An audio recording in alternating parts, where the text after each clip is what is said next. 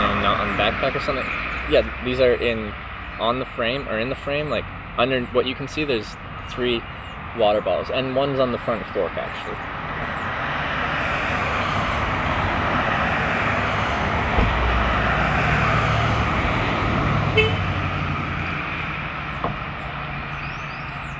Touring bikes don't have to be heavy. Well, sure, but like, isn't it usually once you get into something that is designed for touring, but that is also lightweight, then you're going into like something that's like carbon, and then you're talking more thousands of dollars? Is there something like affordable, but much lighter weight, but also still functional? I've heard aluminum bikes are very uncomfortable to ride long distance. Is this like a steel frame or chrome moly something? A steel blend?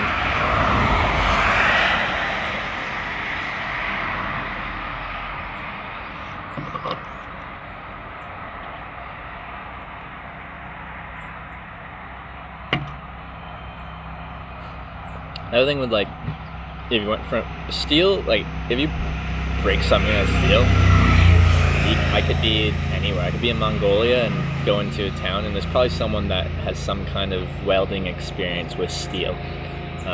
Aluminum, maybe. It's a bit harder to work with, I think. I'm not a welder, but I think it's a little bit harder to work with. But once you get into something like carbon, if it has an imperfection, like if it gets fractured in any kind of way, isn't pretty much just like, yeah, it's done. You throw it out. Because it needs to be like, everything has to be complete for it to be as strong as it is. Drums Junkie, thank you for subscribing. Welcome to the Twitch Hikers. Pick up a mini Sawyer water filter. I have one, but not on me, and I think it's in Cologne. Used the regular size for years until the mini came out a couple years ago. Yeah. I used one for my first Europe trip, and I used it a bit. Like, for the most part, I don't plan on relying on finding natural water sources in an emergency. I think just having a few aqua taps is going to be enough. Like, I'm not going to die of dehydration. If there's a water source that I'm not sure about, this will kill it. Just strain it through a shirt and then add some aqua tabs, wait a few minutes, and it'll be drinkable. It won't be. It might not taste very good, but it'll serve its purpose. Yeah. What about best for you for liability? Yeah, this is essentially a steel bike. I think it's like a steel blend, like a chromoly. I don't know. It's got some other metal in there, but it's a steel bike, and that's generally what people recommend for touring. Like if you go to, I don't know, a touring website and they list the 10 touring bikes they think you should maybe ride, probably 8 or 9 of them are going to be steel bikes. Now you're sweating a lot more from biking. How are you managing with your hygiene bike cross country? Today I had to do some shopping because I was missing a few things. One of those things was wet wipes, in this case baby wipes. I have just like 20 right now. I think essentially every day I'm going to give it the hot spots a nice wipe down, because I am going to smell a whole lot quicker than when I'm hitchhiking. Are you going to sleep and charge your phones? I have probably about 3 days worth of batteries on me.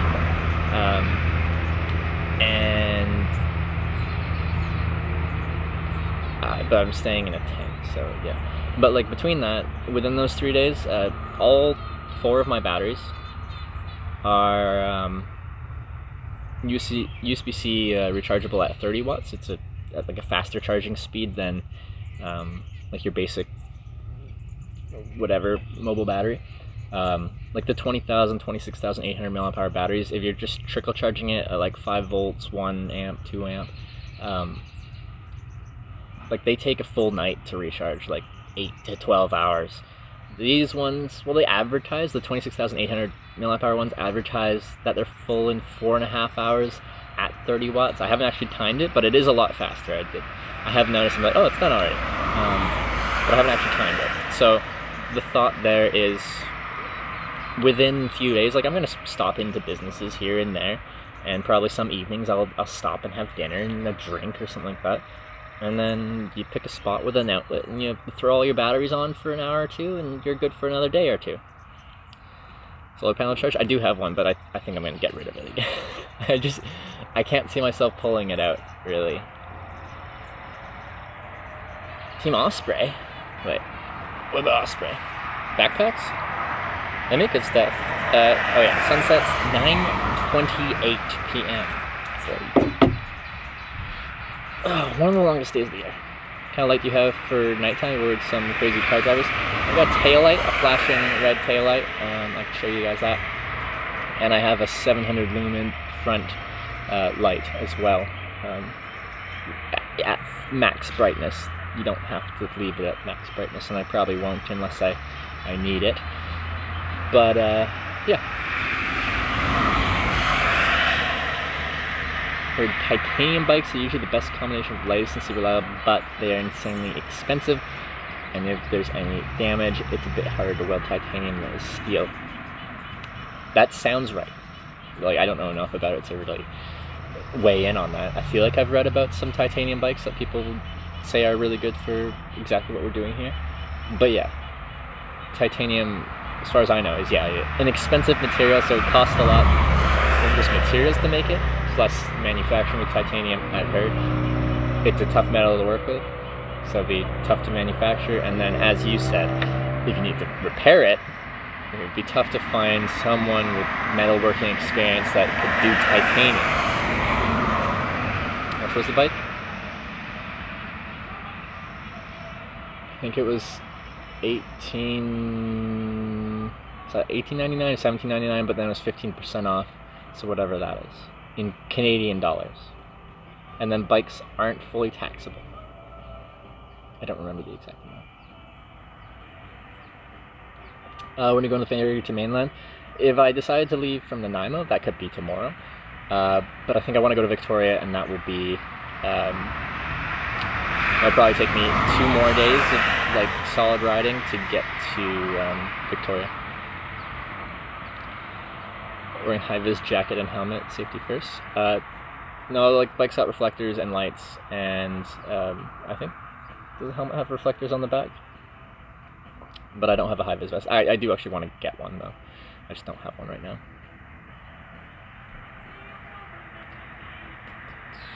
Good 200 lumen is already very good. Won't use battery too much either. Got speed, traffic lights, see on the road. Greens from Finland. I was gonna go to Finland, but yeah, I think we're set with the light thing. It's a mech light, not equipment co-op. Gonna make it to Finland at some point. Love Victoria. Haven't been. Beautiful, about 3-hour drive from where you are. Yeah, well, like, I'm from the Comox Valley where I started today. So, I haven't spent that much time in Victoria. Because, like, if there isn't much where I'm from for, like, shopping and stuff, so we need to do, like, proper shopping. We'd go down to Nanaimo.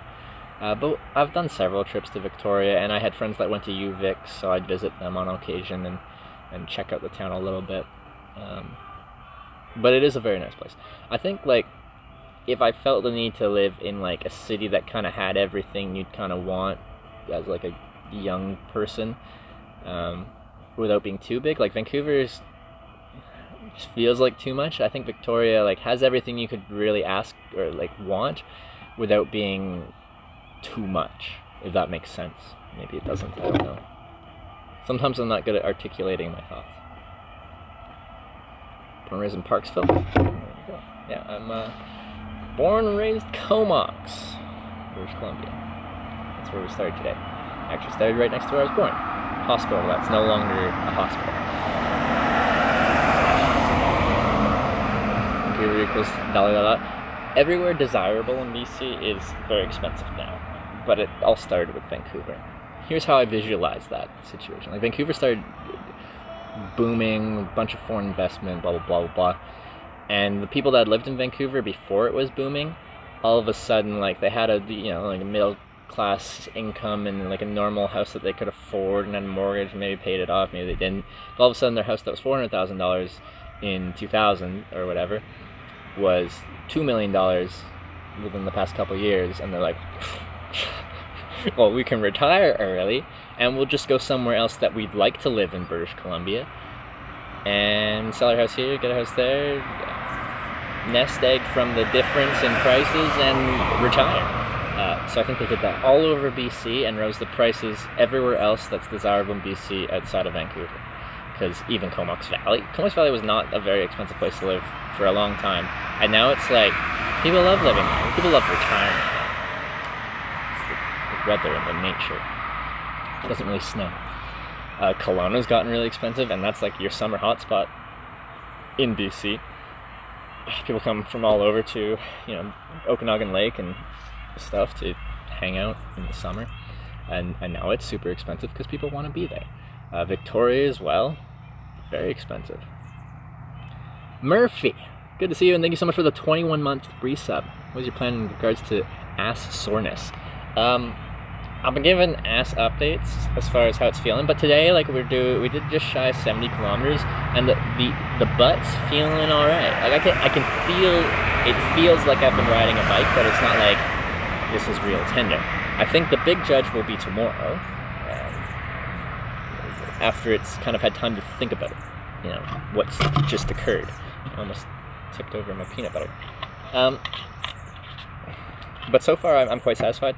And my training, I guess you could say, like me riding my bike before I started this trip, the main purpose in my head was to get my butt used to sitting in that seat. Because when I bought this bike, I rode it 35 kilometers home.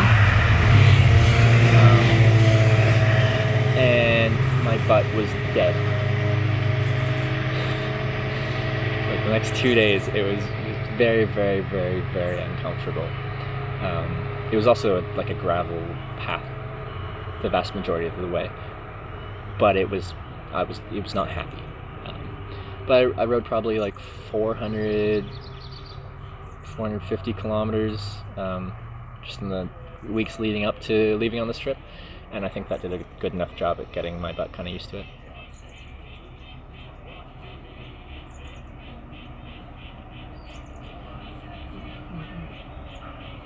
Average house price was $1 million at a point in the Lower Mainland. I believe that for like a what do you call it? Like a divided house, like a house with its own property, and it's the only thing. It's not a duplex.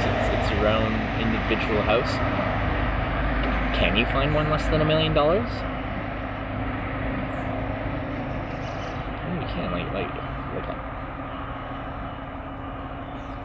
everything's over $1 million. Maybe you could find like apartments and duplexes and triplexes and stuff for $1 million, but unless it's slowed down a lot. Is your butt more firm now? They probably still will. People used to ask me all the time though if I like smell hitchhiking, sleeping in tents, and I'm like, well, come here and smell me, and you can find out for yourself. Do I switch that now to is your butt hard? Is your butt firm now? Well, come give it a squeeze. If you come here, I'll give you permission to give my butt a squeeze, and then everything will be above board.